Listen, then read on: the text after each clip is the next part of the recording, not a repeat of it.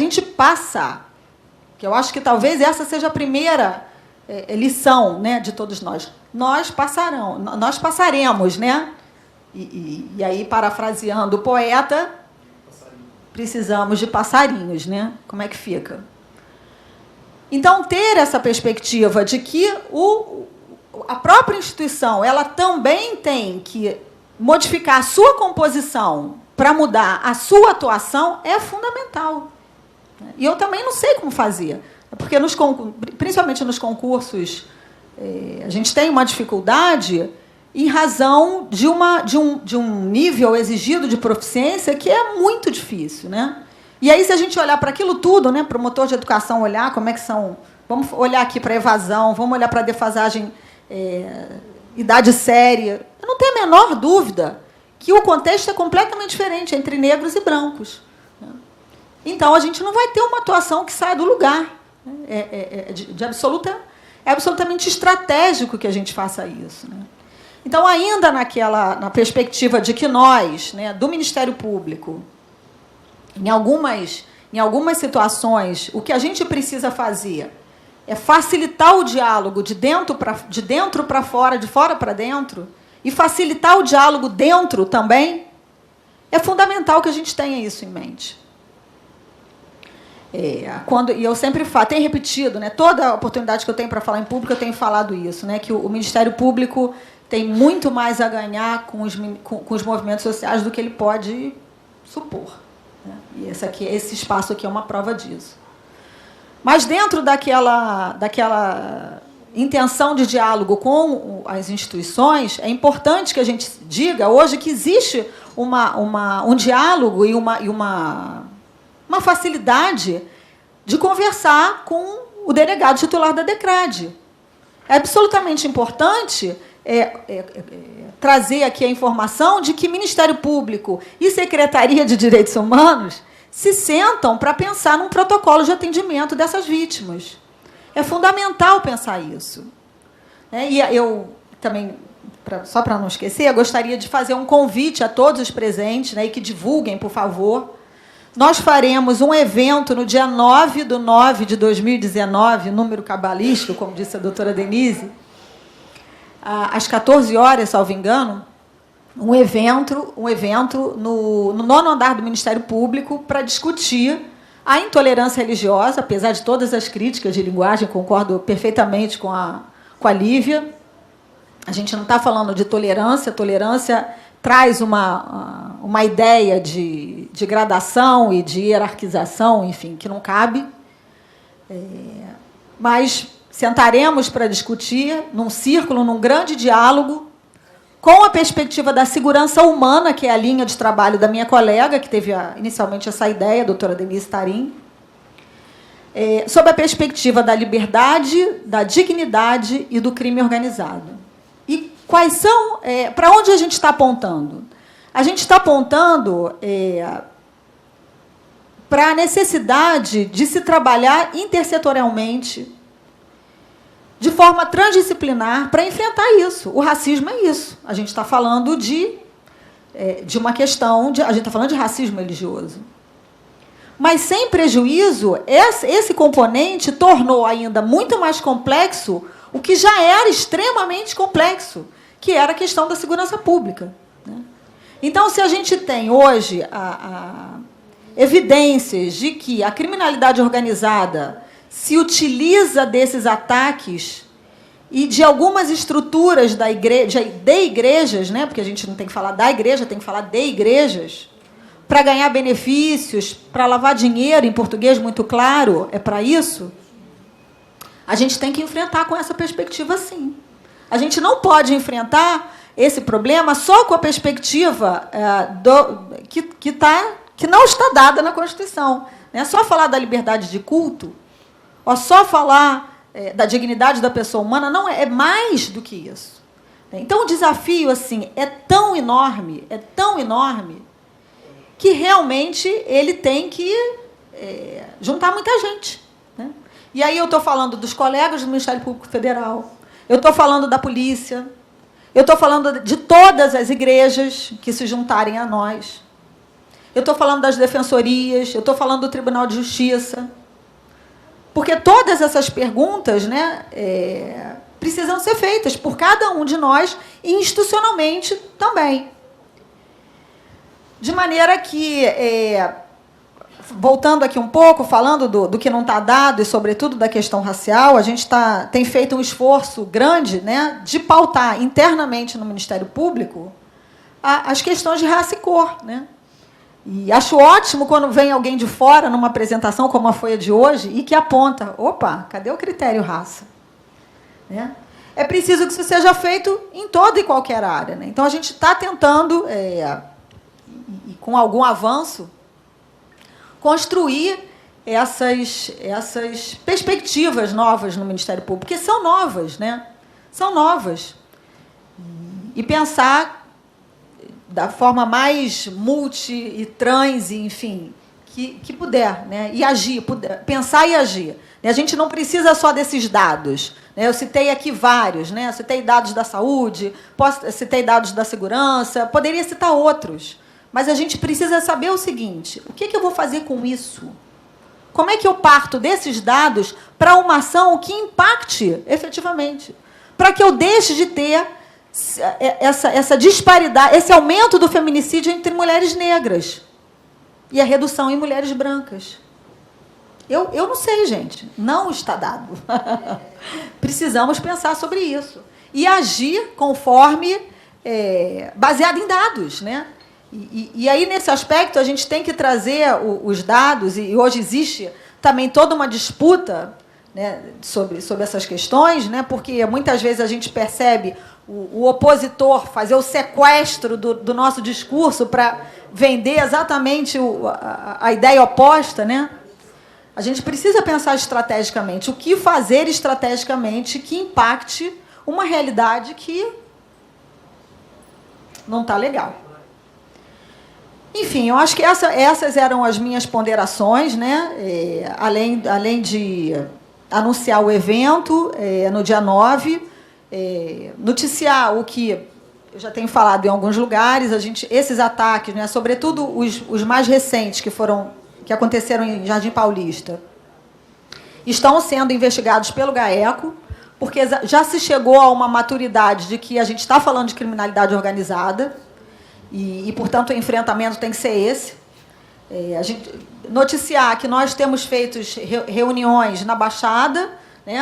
Eu e Marcela e a Denise, que não pôde estar aqui hoje, nos reunimos com colegas também da área da cidadania e da área das PIPs para pensar sobre o que pode ser feito, né? E aceitando todas as opiniões, né? As ideias, as iniciativas. E aí ela não registrou, mas eu vou registrar. O Ministério Público da Bahia foi vencedor, né, recebeu essa semana o prêmio do CNMP com o projeto Mapa do Racismo. E depois acho até que a Lívia podia falar um pouquinho sobre isso, porque eu já olhei para ela e falei assim, a gente pode copiar? O que é bom é para ser copiado, né? E eu acho que é isso, eu acho que copiando eu te elogio e te multiplico, enfim. Então, acho que eram essas as colocações que eu gostaria de fazer e agradecer muitíssimo pelo convite, dizer que eu me sinto muito honrada de estar acompanhada das pessoas que estão aqui à mesa e a todos os presentes, assim, agradecer muitíssimo a atenção e me colocar à disposição para o que for preciso.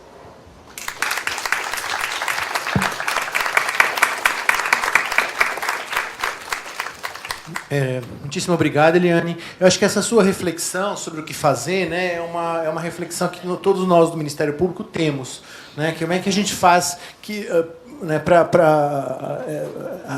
além dessa discussão, que é muito rica, né, que medidas que nós podemos tomar no sentido de enfrentar de uma maneira mais efetiva esse problema, né, que é a violência e a discriminação religiosa. Eu acho que você deu teve vários insights, né? Eu acho que também, se eu puder me dar um pequeno pitaco aqui, eu acho que, e concordando também em parte com o que o Daniel Sarmento falou de manhã, eu acho que é muito importante a gente combinar ações de repressão mesmo, né, repressão policial, né, repressão criminal, e eu acho que aí o Dr. Gilbert aqui tem, né, vai trazer novas né, pode trazer informações, novos dados, né, e uma reflexão também interessante sobre a forma, né, e as estratégias de enfrentamento a essa criminalidade, mas também não nos fiarmos apenas, né, nessa questão da solução penal, porque a gente sabe que o direito penal ele não é o meio mais eficaz ou mais socialmente talvez importante, né, para a gente poder resolver esse problema de discriminação e violência. Então é muito importante talvez investir em medidas voltadas para a questão da educação, né, da sensibilização, né, de outras pessoas que estão envolvidas nisso, a questão de você, como é que você faz para criar laços de solidariedade, né, que vão além, né, das pessoas que fazem parte daquela religião, né? Como é que vocês fazem para convencer uma pessoa que é de uma outra religião ou que não tem nenhuma crença de que também é importante, né, proteger, respeitar, né, a religião alheia, né? Então eu acho que são questões que se combinam, né, e muito importantes. E aí também a importância da gente trazer histórias e narrativas, né? Daí como é lamentável essa censura, né, ao filme, né, que foi feita, né, porque justamente ela priva as pessoas de uma narrativa,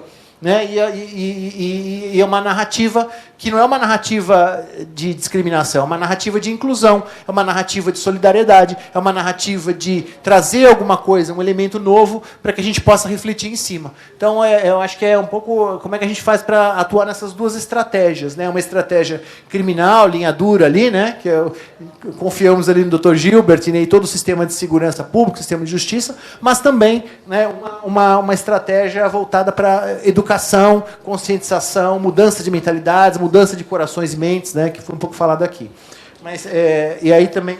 Quer falar alguma coisa, Jean? Só nesse giro, nessa mudança de mentalidade, é sempre importante ressaltar, a pastora Luz Marina aqui não ia referir a si próprio, porque elogio em boca própria é vitupério, mas como não está dado, a pastora Luz Marina foi uma das que participou, que capitaneou o processo de ajuda, de reconstrução de terreiros. Se cada um de nós fizermos uma pequena parte, nem que seja pequena, eu acho que nós vamos dar essa reviravolta nesse processo de desencanto no qual a gente está inserido. Só isso. Isso aí. Muito bem. Então, sem mais delongas, passo então a palavra à nossa companheira Dolores Lima, que é professora, pesquisadora do Centro de Tradições Afro-Brasileiras e do Fórum de Segurança Alimentar e Nutricional dos Povos Tradicionais de Matriz Africana. Muito obrigado, Dolores, com a palavra.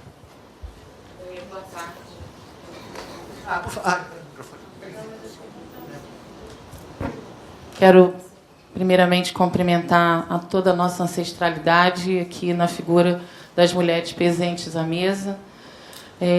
Queria fazer um convite a gente poder fazer análise desse tema, né, perseguição religiosa, à luz do contexto histórico que já foi aqui em algum momento pontuado, mas que eu vejo uma necessidade dele estar negritado e sublinhado. Eu quero aqui resgatar em algumas falas que já foram colocadas em outro contexto, e mesmo no contexto que eu vou buscar colocar, que o nosso povo, nossos ancestrais não chegaram nesse lugar a passeio nem a convite. Não, 3 ciclos da escravidão, que inclusive o projeto Mapa da Escravidão já coloca, um recorte de data, inclusive, né?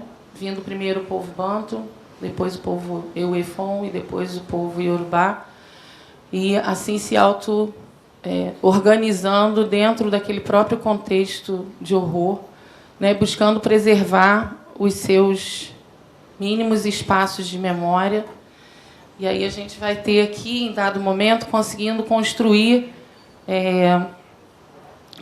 caderno de debate da extinta CEPI, dos povos e comunidades tradicionais de matriz africana, e que a gente teve ali a colaboração da nossa saudosa Macota Valdina, presente sempre, que ela vai dizer que, no contexto da elaboração do primeiro Plano Nacional, Desenvolvimento Sustentável dos Povos Tradicionais de Matriz Africana, isso a gente estava em 2011, algumas expressões e conceitos foram materializados aos presentes documentos. E aí, como a gente se autodetermina a partir de povos tradicionais, a gente não tira isso da cartola, a gente tem o Decreto 6040 e uma série de outros referenciais anteriores.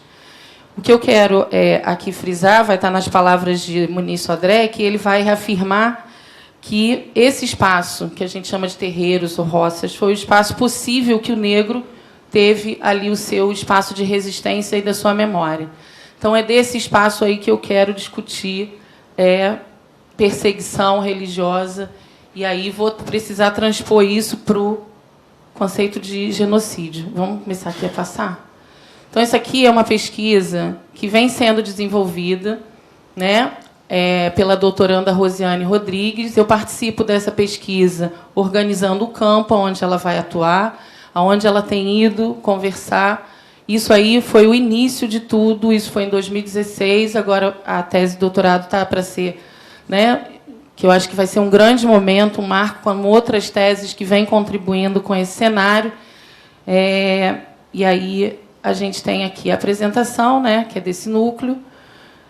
Temos aqui, dentro da equipe, pessoas que a gente também conhece. Uma delas é a doutora Ana Paula Mendes de Miranda, que é de Ana Paula do Xalá, que atuou aí no Instituto de Segurança Pública, enfim. E toda essa equipe aqui. E aí, o que a gente trata aqui? Isso aí são palavras da Rosiane, que, inclusive, não está aqui nesse momento, está em Brasília, fazendo lá nosso papel, porque nós temos que nos sentir representados por onde estivermos, né? Na apresentação da carta ao Ministério Público, em contraposição à reedição desse livro aí, que também já foi citado aqui. Então, nós, do Fossam Pótima, né, um grupo de entidades, busca, numa das estratégias que a gente vem buscando, constituir as nossas redes de relacionamento e recriar, e o campo da academia é um desses. Todas essas pessoas que estão aqui, elas são grandes parceiras e, de alguma forma, têm alguma ligação com a vivência do que a gente está falando aqui. E aí a gente organiza esse contato a partir dessa equipe.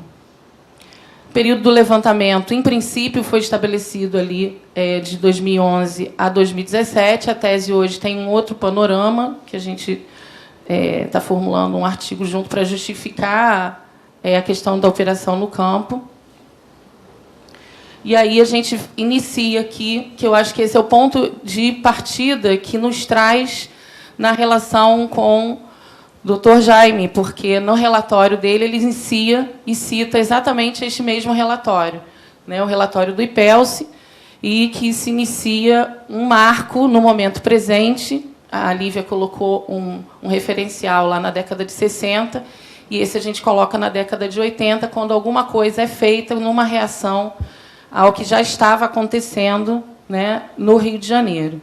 Então, essa equipe se junta ali em torno disso. Isso está dentro do relatório de uma forma maravilhosa que o Jaime conseguiu ali abordar. E a gente tem que citar isso em tudo que a gente escreve a esse respeito, porque foi realmente um marco. E aí, naquela época, essa equipe já falava da Guerra Santa, mas a gente não tinha... a gente lidava com uma forma romântica com o termo intolerância. E é nesse sentido que eu acho que essa apresentação minha quer incidir. Que eu vou resgatar exatamente ali do relatório, que nós recebemos aqui o exemplar. Ele vai falar do princípio da tolerância, de que... da Unesco, 95, né? A tolerância é o respeito, a aceitação.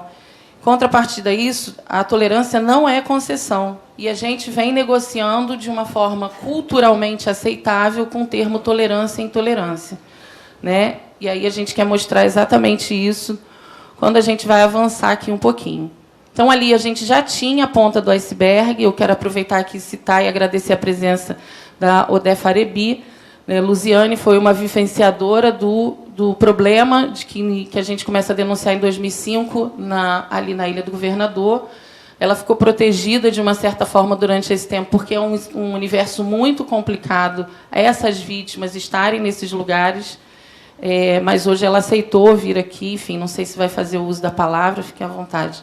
E aí a gente vai falar da Guerra Santa Fabricada. Não por um acaso a gente tem um momento hoje que um segmento neopentecostal resolve reeditar um livro que a gente sabe que é uma agressão e a gente sabe quem é o agressor e o agredido, num momento, efetivamente, que a leitura do cenário é de interferência num campo político, onde toda o domínio armado, seja estatal ou não estatal, o poder paralelo, está atuando ali de uma forma também política. Quando a gente vai analisar, aprofundar como essas coisas estão se dando. Se deram primeiro no Dendê e se deram recentemente, em 2016, em Nova Iguaçu, e recentemente, enfim, a gente vai falar de várias datas, porque isso está acontecendo o tempo todo, mas tem ali uma marca ali de uma presença constante de um determinado setor. Enfim, naquela época, isso a gente não aparecia para a gente. Quando a gente lê esse relatório, só existia a marca neopentecostal, né? E a gente busca um pouco separar isso. Criação do aparato estatal. E aí a gente começa a trabalhar, a sociedade civil começa a trabalhar provocando a criação de uma série de coisas. O conselho, por exemplo, da qual a Luísa faz parte também, enfim, que não está citado aqui, mas que é extemporâneo. Então, a gente cria ali em 95, a gente vai criar em 2003, aí a gente tem alguns avanços, mas não foi de décadas em décadas, não foram sendo... a criação do aparato estatal foi com um pouco mais de celeridade, mas, recentemente, tudo com a mesma celeridade foi derrubado, como a gente sabe. Primeiro movimento, legitimidade social alcançada pelos povos tradicionais, historicamente associados à ideia do legado cultural. É isso que eu citei de Muniz Sodré, que a gente tem ali um referencial da língua, da forma de se vestir, da forma tradicional de se alimentar. Enfim, a gente tem ali um conjunto de referenciais que a gente precisa considerar que isso não é simplesmente um lugar de fazer religião. E aí eu vou trazer uma iconografia para que a gente possa refletir sobre isso que eu estou falando. A gente teve, em 2016 e 2017, o ano inteiro, aquilo estava muito presente nas redes sociais, que eram os vídeos, né? E aí a gente tem uma Ialorixá ali, que é obrigada a quebrar os assentamentos de Obaloaê. Na nossa ressignificação do que eu quero tratar aqui, aquilo tem uma outra dimensão. O Baloaê, na minha cultura, ele é oriundo de Tapa. Na minha tradição, ele é oriundo de Tapa. Então, para mim, aquele lugar onde ela estava quebrando é a Embaixada de Tapa. E assim ela deve ser considerada. Se aquele foi o lugar que nos permitiu reconhecer e guardar alguma memória, aquele espaço é esse lugar. As pessoas que estão ali dentro são autoridades tradicionais.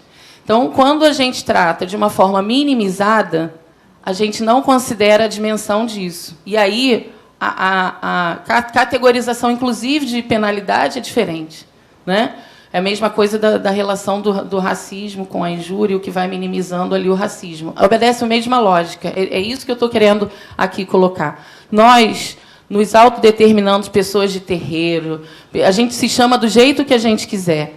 Só que esse tratamento, culturalmente, que deveria ser só entre nós, na verdade, extrapolou esse espaço por essa necessidade e a presença da relação com essa sociedade, e isso acabou fazendo com que todo esse contexto fosse minimizado. E aí, em 2005, quando acontece o que aconteceu com a Defarebi, as pessoas diziam que a gente era maluca. Existia um organismo estatal que nós ajudamos a criar naquela época.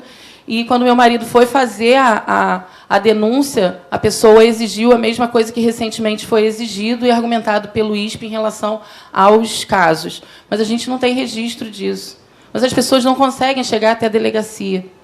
Há um problema sério de sair desses seus lugares. A gente que esteve lá na negociação da retirada, a gente sabe qual é o nível de gravidade daquilo ali. Então, não tinha naquele momento, e a gente foi tratando de uma outra forma. A forma que nós construímos naquela época foi fazer fóruns itinerantes nos terreiros, para que a gente se dissesse um para os outros o que estava acontecendo e a gente conseguisse fortalecer entre nós uma rede de relacionamentos, para poder, né, transcorrer esse momento aí. Mas, enfim, eu trago aqui a questão da pesquisa, falando da importância do relacionamento e das redes que a gente precisa efetivamente fortalecer. A gente vem fazendo isso com a academia, com outros setores, Ministério Público, Defensoria Pública, né? Por exemplo, quem tem atuado de uma forma muito importante lá em Caxias é a doutora Renata, defensora pública, que está ali no cotidiano daqueles acontecimentos e uma grande parceira. Então, é por isso que eu coloquei isso aqui. A Ascom, eu fui aqui advertida que a Ascom colocou que aqui tem imagens fortes. Então, mas eu fui autorizada a passar. E aí eu quero dizer que eu acho que isso ultrapassa o tratamento que tem sido dado às coisas, né? E aí a gente vai categorizar aqui intolerância religiosa, violência religiosa, né? E aí os mecanismos que a gente vai criando e a escalada da violência na década de 80, 90, algumas coisas que eu já falei aqui. E tem um marco da reportagem da Folha de São Paulo sobre o impedimento do tráfico aos terreiros no bairro da Zona Norte do Rio. Naquele momento, ele só aborda a Zona Norte. Uma das reportagens que saíram foi meu marido, Marcelo Monteiro, que faz, e a gente teve que se mudar da onde a gente morava, no terreiro, porque a gente começou a sofrer algumas ameaças. E a gente não tinha uma série de coisas do ponto de vista da Polícia Decrade, uma delas, uma proposta que ele fez ao Legislativo, era uma das coisas que não existia, a gente não tinha conseguido criar naquela época.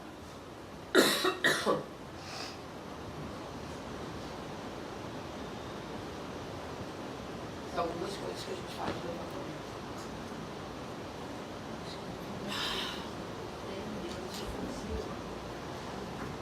levantamento. Emblemático, né? Fé em Deus no fuzil. Isso é o comunicado.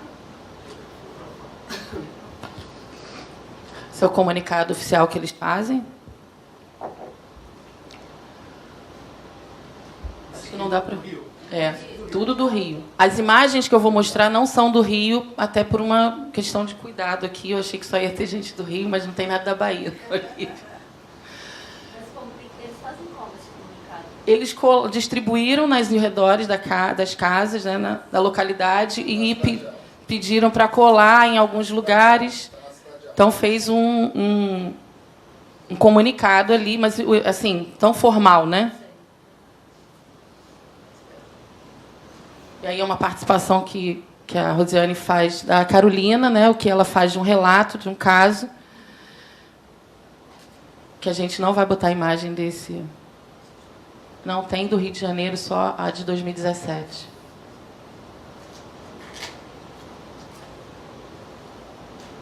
Eu acho que é muito importante a gente colocar essas coisas, mas eu, enquanto vivenciadora, ainda tenho que mastigar, porque dá para...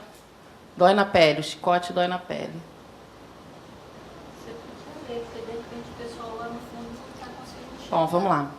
A mãe de Santo X possui uma história singular. Um grupo de traficantes armados chegou em sua casa e levou todos os seus assentamentos de santo. E isso é uma coisa que está lá atrás, em 2016, porque agora eles já chegam avisando... Né, e ó, viemos aqui com educação, só transmitir um recado, e aí vamos pedir que a senhora, em tanto tempo, né, feche aqui, não pode mais estender roupa, não pode mais andar de torso na cabeça, não pode mais andar de fio de conta, e a senhora tem tanto tempo para se retirar. Mas, naquele momento, a coisa estava acontecendo nesses moldes aqui. Os objetos sagrados, né? Lá lançaram todos os assentamentos ao mar. Eles queriam garantir que fossem devidamente despachados, jogados, enfim. O que eu quero colocar com essa citação aqui da Carolina, que é importante? A gente está falando de um genocídio continuado, que eu iniciei falando do tráfico escravo, né? E aí da proibição de todos os seus... a história ali conta que a gente passava, nossos ancestrais passavam por uma catequese que eu passei por isso. A minha avó era Ialorixá, eu recebo esse cargo dela, mas ela era filha de Maria.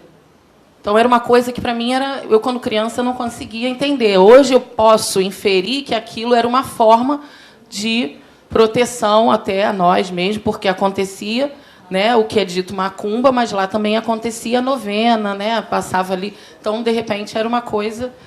Quero entender isso. Aqui a gente coloca uma outra E aí é importante colocar a importância da mídia nesse sentido, porque como as vítimas não conseguem chegar até esse espaço da delegacia de imediato, produzir as informações, claro, que aí a gente tem tido cuidado, e quem não tem tido, a gente tem pedido para ter o cuidado de resguardar os nomes, a localidade, para não haver represária, enfim. Mas esse tem sido o mecanismo, e por isso que foi tão importante, não só porque a Rosiane é jornalista, mas porque esse tem sido o espaço onde a gente consegue comprovar para o poder público que existe aquilo ali, que aquilo ali não está em criação nossa. Então, a gente tem essas imagens horrorosas. O Alex, né, Godoy, pai de santo, assassinado no terreiro no centro de Umbanda Ilê de Oxum, que fica no bairro Verguel. Isso eu acho que é Paraíba. Está trepado ali, né? Alagoas, né?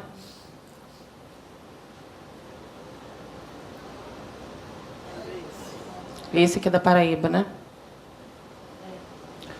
Então, aí esse,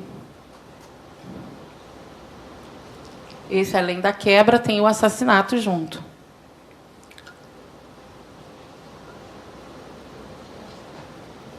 Tem casos que, na verdade, não vão nem aparecer em lugar nenhum desse. A gente tem um caso do pai Alex Doté, né? Alex Doxossi, que, na verdade, ele vai todo vestido com seu paramento, vai deixar um ebó no espaço, na rua, na encruzilhada, e ele é assassinado ali. Quer dizer, não é enquadrado nem como intolerância, né? Então, esses casos, infelizmente, não vão aparecer aqui. A gente está buscando como isso ser... Porque não foi roubado o carro, então não foi... Enfim. Esse ainda tem um requinte de crueldade, e a pesquisa da Rosiane observa que, quando é constatado que o babalorixá é gay, essas coisas têm uma maior incidência. É. E tem um que eu acho que é pior ainda aqui. Prazeres. Esse aqui eu acho que é terrível, entendeu? Bom, e aí tem a questão de aparecer a residência, porque nossos espaços religiosos são espaços privados de uso coletivo. Então, isso, eu, por exemplo, moro num lugar hoje de profunda fragilidade, porque eu moro no meu terreiro. Então, esse lugar é um lugar de profunda fragilidade. Mas isso é uma questão histórica nossa, por uma série de questões que, principalmente, a Lívia aqui colocou, Eliane também muito bem colocado.